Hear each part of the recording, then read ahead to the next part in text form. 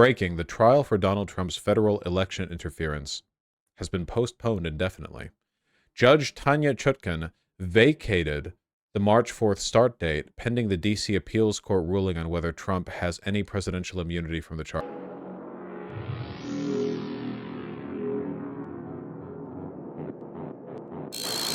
Oh, this is fine, I think. This is expected. The D.C. Appeals Court has to rule on whether or not Trump has presidential immunity, which he doesn't, by the way, unless the D.C. Appeals Court, like, lands on, you know, all neo-Nazis or what. Like, yeah, I don't know the judges specifically, but this is fine. And they have to clear this before they can begin the trial, you know? The D.C. Circuit Court is taking too long. Possibly they're probably waiting for the election. No, I don't think that's the case. If they were waiting for the election, I think they would have made a public statement. Keeping everyone on a hold, indefinitely holding it for that long. Now official. His trial on charges of plotting a coup against the government he leads has been postponed. Many have suspected for some time now that Trump arguing in the courts that he is immune from prosecution means that it's all but impossible to start a trial on March 4th, just over a month from now. But that news could clear the way for another one of Trump's criminal cases. The ex-president could be in a courtroom in Manhattan just 8 weeks from now.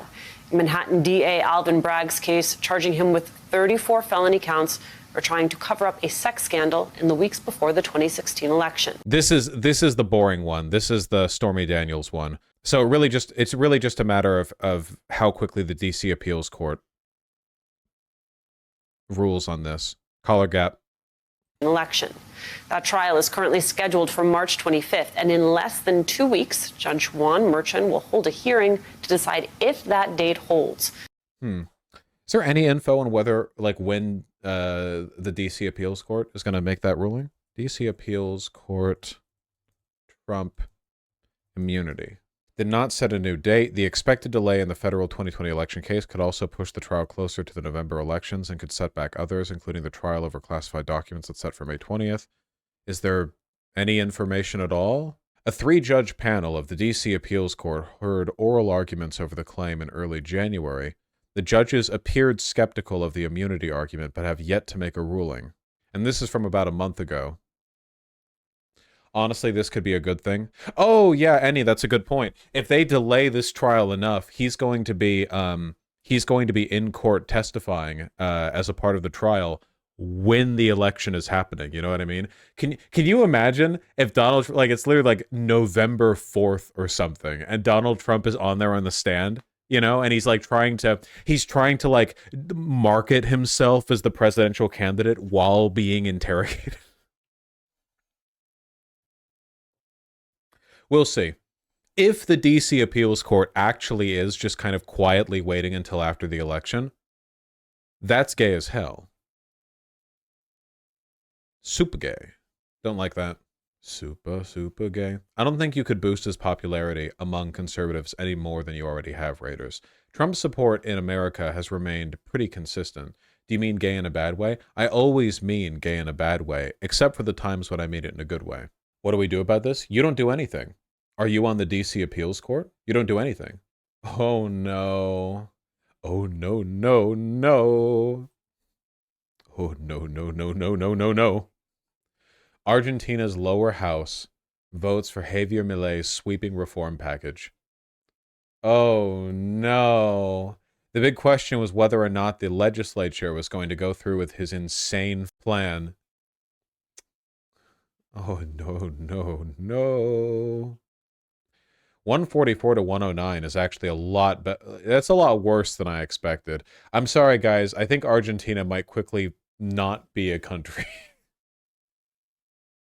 Good luck. I feel so bad for Argentinians. I kind of do. I mean, on one hand, why did they choose to be born Argentinian? Like, they knew it was a wacky country. They chose to be born to a wacky country, you know? It's like getting on a roller coaster and getting angry when the thing drops and you scream. Javier Milei will go down in history for proving once and for all that libertarianism doesn't work. I doubt they'll take the hint, unfortunately. My God. Paved the way for the privatization of state-owned companies, stripped away workers' rights, including maternity leave, ended limits on exports, and altered housing rental and land ownership laws to allow for foreign investment. Milei also tipped his hat to right-wing billionaire Elon Musk, who endorsed his campaign by announcing changes to Argentina's satellite internet market that would allow for the entry of companies such as Starlink. There's so much more to the reform package than this, too. Don't worry, support from Elon tends to be a death knell for politicians anyway. Remember, DeSantis announced his campaign after 30 minutes of delays on a Twitter space, and he dropped out. Elon Musk said he liked Ramaswamy right before he dropped out, you know. Reuters have a more extensive... No, Reuters has less information. Sickening. Just sickening. In the UK today, they released the names and faces of the 15-year-olds who murdered the trans girl, Brianna J.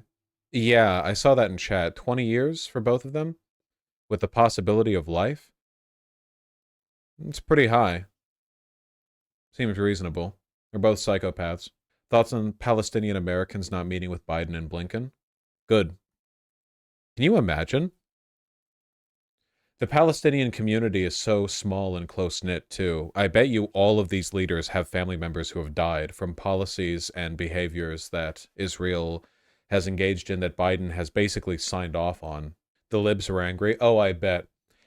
How dare those Palestinians not kiss his feet, Biden's feet? Don't they know Trump would be so much worse and more Islamophobic to them? Don't they know? Shouldn't they be grateful? Yeah, I'm sure. We understand who cares about the Arab population, said Biden, comparing himself to Donald Trump. Nice. Tariq Haddad, a cardiologist based in Virginia who has lost nearly 90 family members in Gaza since the Israeli bombardment began last October, got the invitation from the State Department last Friday about the off-record roundtable discussion, but ultimately declined. Where do I start trying to meet with someone who I feel is primarily responsible for the killing of all my family, and who has had 4 months to make a difference to actually prevent my family from being killed, Haddad said. Instead, he wrote a personalized letter to the administration, including photos of family members who had been killed, and gave it to other roundtable invitees, who then hand-delivered it to Biden. Ha! I ask you to put yourself in my shoes, Secretary Blinken, and as yourself as a human being, would you be able to meet and speak to the person primarily responsible for the most suffering and death your family has ever gone through for centuries, and convey that in 3 minutes, read his letter, which was shared with HuffPost. Haddad said the meeting was performative, manipulative, and for political gain. Very true. He said he continues to get messages every day from his remaining family in Gaza about the deteriorating humanitarian situation there. Almost 1.9 million people, 85% of Gaza's population, have been displaced. Food, clean water, and medication are scarce, and aid trucks are barely sustaining the population. Advocates have pressured the U.S. to call for a ceasefire and do more to protect Gazan lives. We do not know what more Secretary Blinken or President Biden need to hear or see to compel them to end their complicity in this genocide, the letter from the Palestinian leaders on Thursday said. They show us every day whose lives they value and whose lives they consider disposable. We will not be attending this discussion, which can only amount to a box-ticking exercise. Our families, our community, and all Palestinians deserve better. Yeah, that sounds about right. We really aren't going to stop at holy...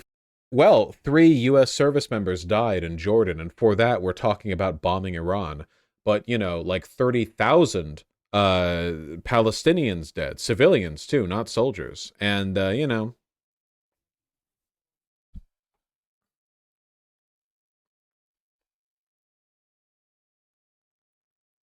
Israeli protesters are also blocking the aid trucks that are going in.